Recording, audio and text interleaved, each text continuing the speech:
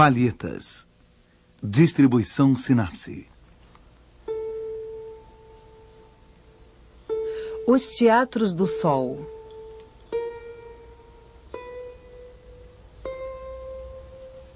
Porto.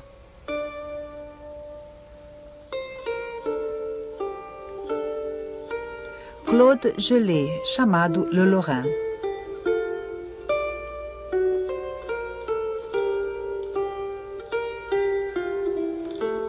Museu do Louvre, Paris. Distribuição Sinapse.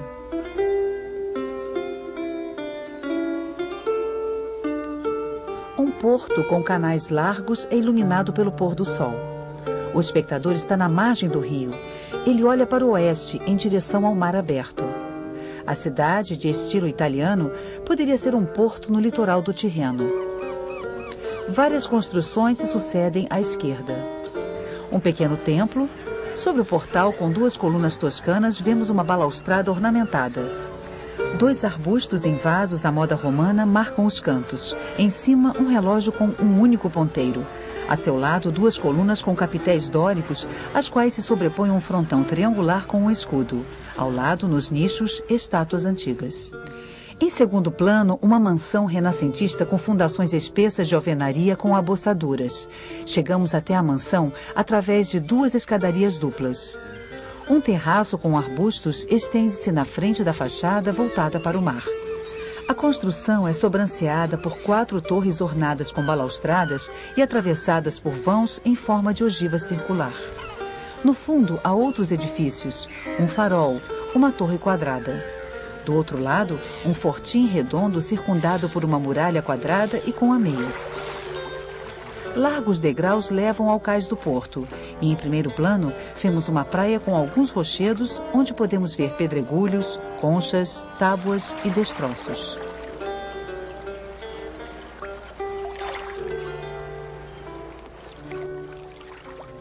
Perto do templo, à esquerda, a popa característica de uma galé que foi atracada para ser reformada. Ao lado, a armação de um barco em construção. Numa doca estreita situada entre os cais do templo e da cidade, 2 navios estão atracados. Várias tartanas de um só mastro e com vela latina estão reunidas ao sopé da cidade. 2 navios estão ancorados nos canais. À direita, protegido pelo fortim, outras tartanas enfileiram-se numa grande doca. Bem perto da praia, 2 grandes navios estão ancorados. Eles estão um ao lado do outro, popa contra proa. Gajeiros que manobram o cordame tentam dobrar as velas. A proa do primeiro navio é adornada por uma cabeça de dragão. As bandeiras da Ordem de Malta tremulam na verga de cevadeira e no mastro do traquete. No lugar do nome e do emblema costumeiros, a popa do segundo navio mostra apenas um escudo com 3 flores de lis, idêntico ao que podemos ver no frontão do templo. Na bandeira que tremula no seu mastro de mezena e no mastro grande, vemos novamente as 3 flores de lis. Várias embarcações estão acostadas ao navio. Um barco carregado de barris se aproxima da praia. Um homem chama, outro prepara-se para saltar para a terra firme. Personagens importantes acabam de desembarcar. Estão sentados sob uma tenda em um barco com 4 remadores. Em um barco, um homem se afasta e dá adeus. Por todo o porto, personagens caminham, formam grupos, conversam. Sentados sobre troncos estão 2 mulheres, um homem e uma criança. O homem está tocando alaúde. Aos seus pés, garrafas de vinho, um outro alaúde e um violão. Um pouco mais distantes, 3 personagens. Um homem levanta o chapéu, 2 outros estão fumando cachimbo. Um deles tem uma espada, sinal de nobreza. O outro veste uma roupa oriental. Um grupo maior é composto por 7 pessoas. 2 homens brigam enquanto um terceiro pede ajuda. 2 cavalheiros de chapéu, botas, capa e espada preparam-se para separá-los. Um deles, que usa um gibão bordado e óculos e tem um bigode frisado, faz um sinal com a mão. O outro está desembainhando a espada. Atrás deles, um homem segura uma vareta com a qual parece dar ordens aos marujos. Ele protege os olhos do sol com seu chapéu. À sua frente, um homem sentado de frente para o pôr do sol vira-se com o barulho da briga. Enfim, um pouco mais afastados, sentados sobre um barco virado, 2 desenhistas observam toda a paisagem. O quadro está assinado na parte exterior de um tonel. Claudio Invenit, Roma, 1639. Além dos cerca de 300 quadros de Claude de que temos conhecimento, sabemos da existência de mais de 1.200 desenhos e esboços, estudos de árvores, animais e paisagens ou desenhos ligados a um quadro específico. Alguns desenhos parecem ser composições independentes. Várias técnicas foram utilizadas. Pena e aguada marrom com realces em branco,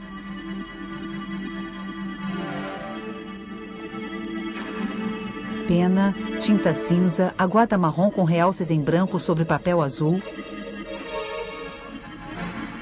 pena, aguada cinza e realces em branco sobre papel tingido de marrom, sinais de enquadramento com lousa. Pessoas invejosas e ávidas por lucro rápido roubaram a sua ideia.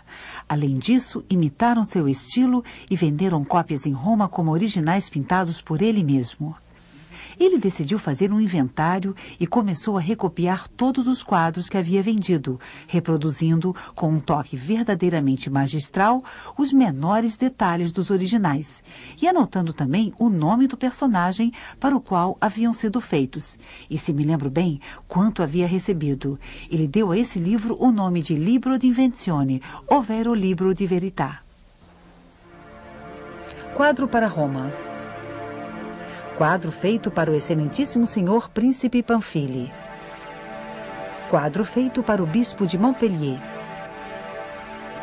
Claude utilizava também seu livro como um inventário temático e recombinava os diversos elementos dos seus quadros precedentes para criar novas cenas.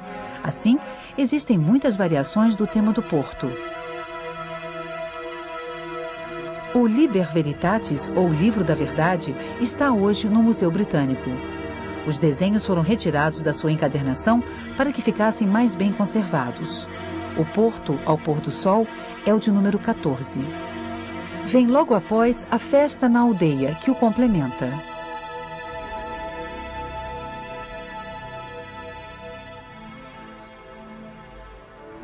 Os quadros eram considerados, sobretudo, objetos decorativos. Como os vasos, os candelabros ou as poltronas, eles muitas vezes constituíam pares. E Claude os concebia levando em conta como seriam pendurados. Mesma linha do horizonte, mesmo tamanho dos personagens, simetria dos volumes, mas com gamas de cores, paisagens ou temas contrastantes. Marinha e paisagem. O mar e o campo contrastam como o raiar e o pôr do sol. Vista do Porto e Campo Vatino.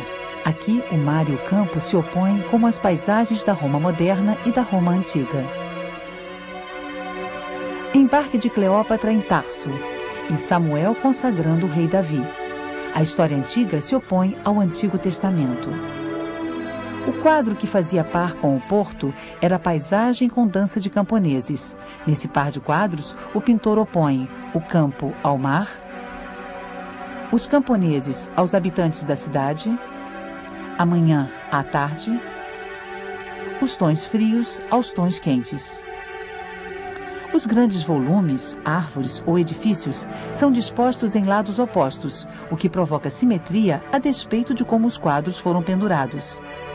3/4 dos quadros pintados por Claude eram pares. Existem 2 versões de O Porto ao Pôr do Sol.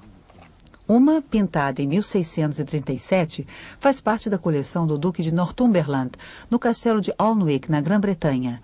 A outra pertence à coleção do Louvre. Entre a primeira e a segunda versão, Claude modificou inúmeros detalhes. Suprimiu a árvore, reduziu a porta, colocou o edifício grande atrás do pequeno, transformou um céu carregado de nuvens negras e de chuva em um céu quase limpo, no qual voam os pássaros. Mudou a direção do vento que soprava em direção ao mar e que agora sopra em direção à terra, acentuando a força das ondas. Posicionou o sol mais no centro e mais no alto. E o relógio que marcava 5 horas, agora marca 7 horas. Esse detalhe pode significar que a estação mudou, que passamos do outono à primavera. Finalmente, personagens, barcos e silhuetas são muito menores na versão do Louvre, o que torna a perspectiva mais profunda. Os 2 quadros diferem também no que diz respeito aos emblemas, das bandeiras e escudos.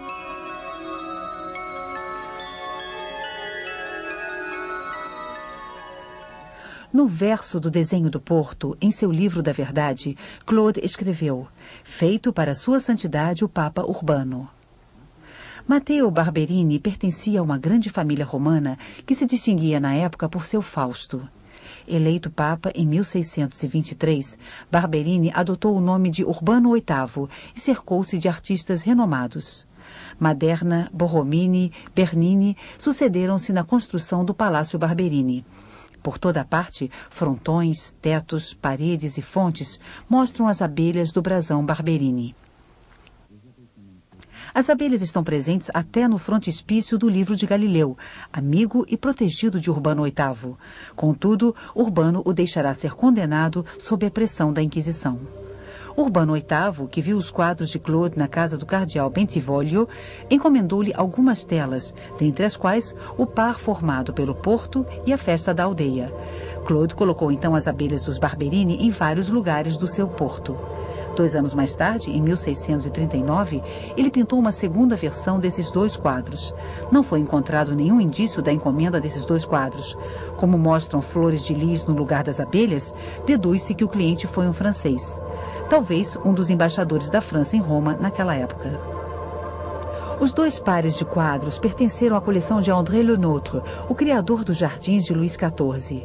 Le Nôtre os ofereceu ao rei em 1693, junto com uma parte da sua coleção de pinturas e objetos de arte.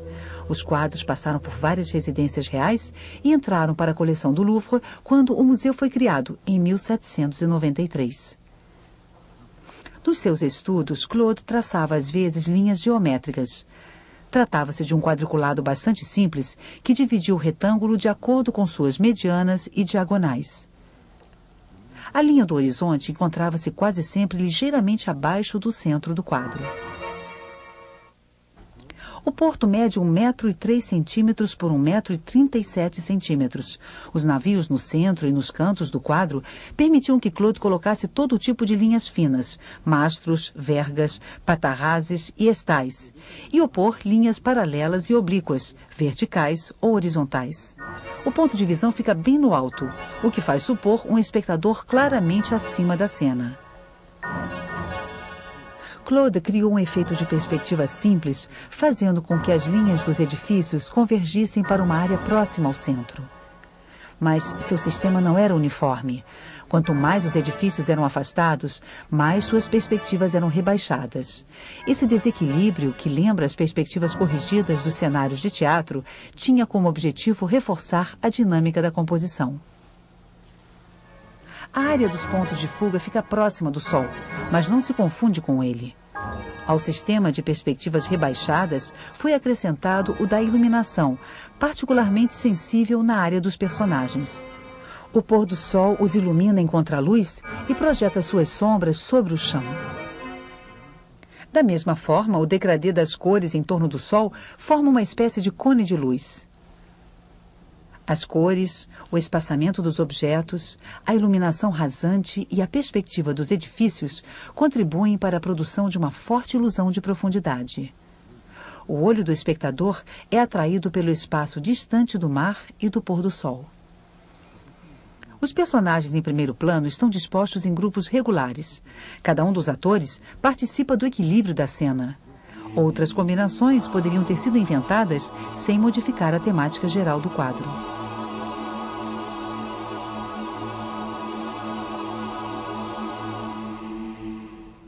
Claude usou o céu e o mar como se fossem o pano de fundo de um teatro. É o fundo que constrói o quadro. Barcos e edifícios são peças de adorno.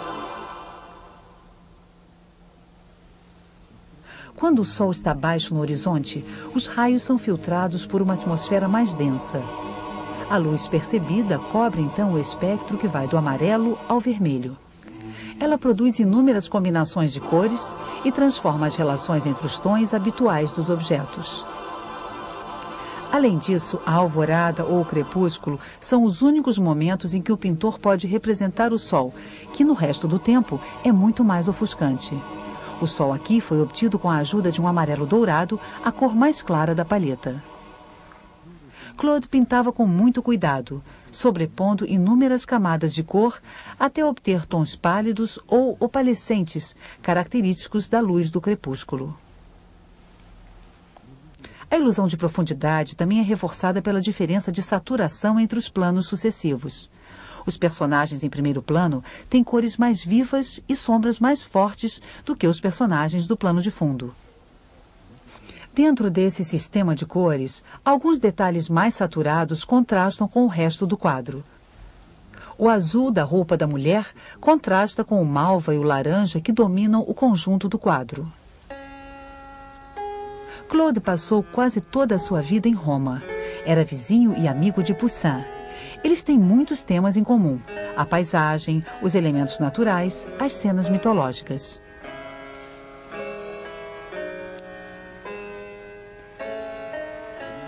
No momento em que pintou este quadro, Claude morava em Roma, na Via Margutta. Mais tarde, ele moraria bem perto dali, na Via Paulina, hoje Via del Babuino. Era o bairro dos artistas, entre a Praça do Povo, por onde chegavam os estrangeiros, e a Praça de Espanha, aos pés da Vila Médicis e da Igreja da Trindade dos Montes. A cidade de Roma era, na época, o maior centro artístico do mundo cristão. As ruínas dos monumentos da antiguidade estavam por toda parte. À medida que eram realizadas grandes obras de urbanização, eram descobertos os tesouros das coleções dos imperadores ou dos patrícios romanos. Pinturas, objetos, inscrições, estátuas gregas, helenísticas ou romanas. Certas obras teriam uma influência decisiva. Nos séculos XV e XVI, a cidade encheu-se de igrejas, palácios e pontes.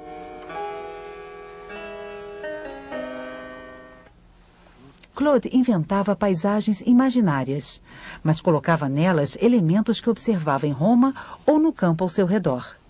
Em um quadro, ele inseriu a Praça do Capitólio, desenhada por Michelangelo um século antes. Em outro, ele insere a Vila Médicis, situada bem acima do bairro onde morava. O porto ao pôr do sol não foge desse tipo de composição. As fortificações portuárias ao longe lembram as muralhas de Roma e o túmulo de Cecília Metella, na Via Ápia, que Claude desenhou várias vezes. As torres quadradas evocam os inúmeros campanários da cidade. O perfil do farol lembra o de Gênova, pintado por Claude. O frontão triangular podia ser encontrado nas igrejas de Santa Maria do Povo e de São Luís dos Franceses. O relógio com um só ponteiro era um modelo comum na época, visível ainda hoje na Igreja de Trindade dos Montes. A Grande Vila também era uma composição. Os 5 arcos da galeria são os da Vila Farnesina, uma bela residência construída na margem direita do Tibre, perto do Vaticano, e adornada por afrescos de Rafael e por trompe-l'œil e pinturas grotescas de diversos outros pintores. A escadaria com rampa dupla e 2 patamares que encontramos em um dos seus cadernos de desenhos pertencia ao Palácio dos Senadores. As alvenarias fortificadas da base do edifício lembram tanto o tabularium, a base sobre a qual foi construído o Palácio dos Senadores, quanto as abossaduras em alvenaria da fonte do órgão na Vila d'Este di Tivoli. Assim como os edifícios, os navios eram composições. Os mastros do navio ancorado na doca da esquerda ou os do navio ancorado na passagem são altos demais. Os navios tombariam. Sem dúvida, são exagerados por Claude por um motivo estético. Os 2 navios da direita têm 3 mastros. Aproximam-se bastante das representações dos grandes navios de guerra da época. O primeiro mostra o matarel do joanete que se sobrepõe ao gurupés, uma inovação do início do século XVII. Claude pintava os mastros como se fossem feitos de uma só peça, mas eram construídos em vários segmentos. Esses mastros também são altos demais. Os 3 andares de velas foram respeitados, mas as vergas são desproporcionais. Todos esses detalhes mostram que Claude pintou esses navios de memória, ou então tirando inspiração de gravuras que circulavam na época. O mar evoca a renovação cíclica, a inconstância, a metamorfose, o espelhamento das cores. Mas também a partida, a volta, os perigos, as ameaças, a morte.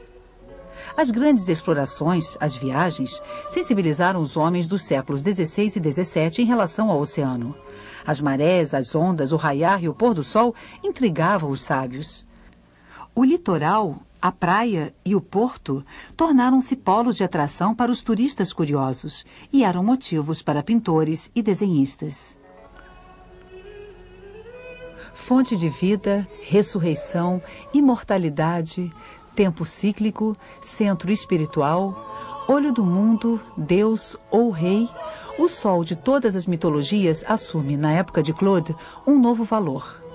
Copérnico, Tycho Brahe, Kepler mudaram em menos de meio século a imagem do universo. Galileu acabara de desenvolver a luneta astronômica. Observava-se a Lua, descobriam-se as manchas do Sol. A Terra não era mais o centro do mundo, mas apenas um planeta que gravita em torno do Sol. Os astros perdem parte do seu mistério. A Virgem pintada por Tigoli, em uma das cúpulas da Igreja Matriz de Santa Maria, está de pé sobre a Lua, mas uma Lua galileana. Possui as crateras recentemente observadas com uma luneta. Ainda durante a vida de Claude, Luís XIV se tornaria o Rei Sol. Depois de Claude, os pintores ousariam enfim olhar o sol de frente. Turner começou a imitar o pintor da Lorena. Depois, mergulhou suas paisagens em luzes cada vez mais fluidas, cada vez mais ofuscantes. Para alguns pintores impressionistas, o sol foi um tema central.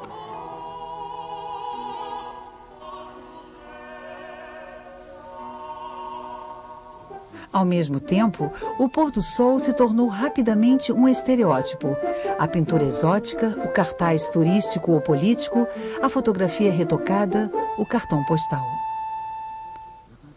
A pintura, a arte do espaço, costumava ser comparada à música, à arte do tempo. Instrumentos musicais e cenas de dança estão presentes em abundância nos quadros de Claude. A dança e a música refletem a ordem do universo e chegam mesmo a imitar, segundo uma crença muito em voga na época, a ordem das estrelas e dos planetas. A cena representada pela festa na aldeia poderia evocar o casamento do Carvalho, uma festa italiana celebrada todos os anos em maio. Num ambiente pastoral, as pessoas da cidade se unem às do campo para dançar.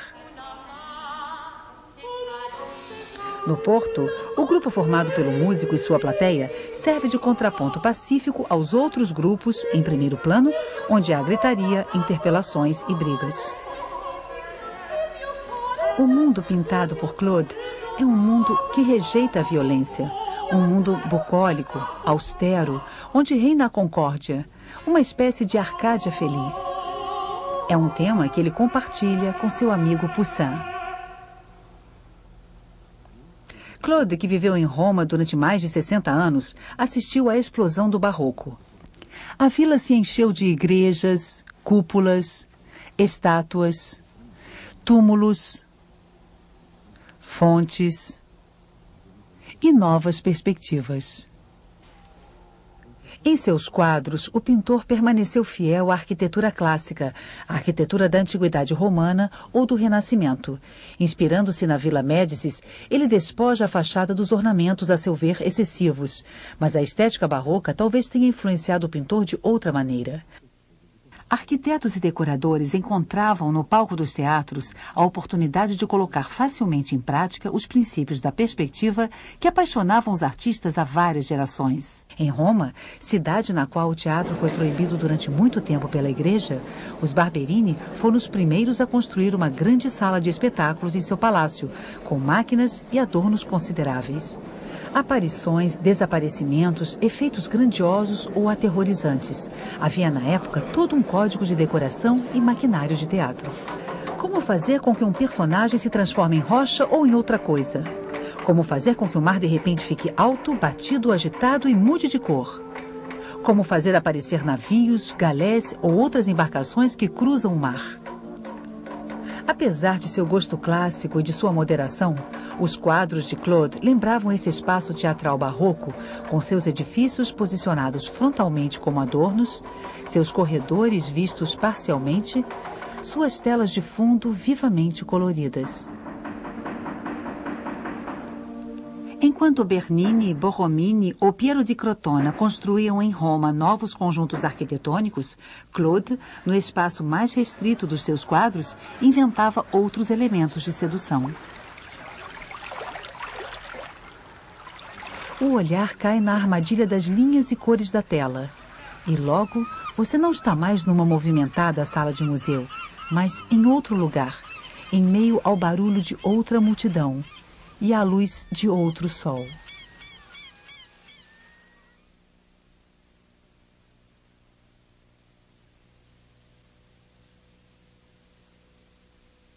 Versão brasileira Audio News.